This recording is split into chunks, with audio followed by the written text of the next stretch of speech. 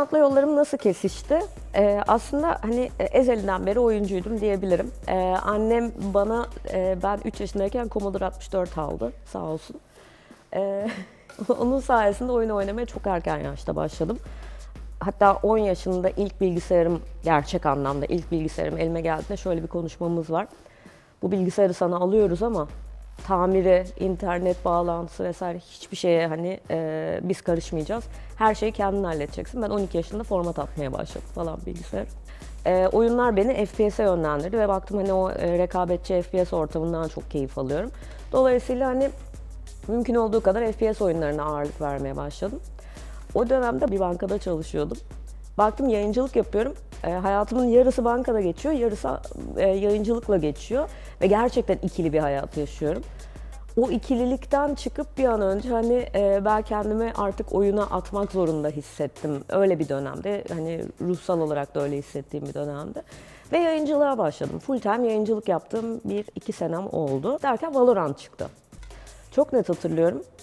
Bana beta key'i düştüğünde, beta anahtarı düştüğünde o gün Valorant'ı açtım ve bir daha kapatmadım diyebilirim aslında. Çok böyle hani sert bir geçiş oldu. İşim var, işimden çıktıktan sonra hayatım %100 Valorant'la devam ediyor.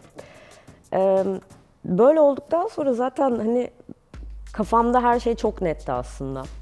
Riot Games'de o dönemde çalışan ekipten bir arkadaşım vardı. Ona mesaj attım, abi ben geliyorum ve bu oyunda çalışacağım, haberiniz olsun dedim.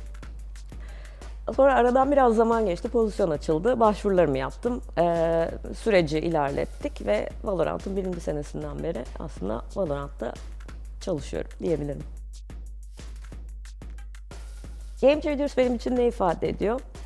Game Changers'ın öncesi ve sonrası diye ben hayatımda ikiye ayırabilirim aslında. Öncesinde kadın oyuncu olarak turnuvalara katıldım. Kadın oyuncu olarak rekabet ortamının en üst seviyesinde bulundum. Bir dönem profesyonel oyunculuk da yaptım. O dönemki zorlukları biliyorum. Ve şimdi Game Changers'a gitmek istediğimiz yolu biliyorum. Game Changers'a gitmek istediğimiz yol aslında çok basit.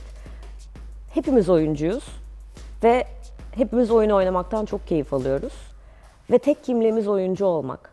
Böyle olması lazım. Hedefimiz bu ve hepimiz de bunun için çalışıyoruz. Bu kadar aslında. Game Changers benim için gerçekten dönüm noktası oyun sektöründe.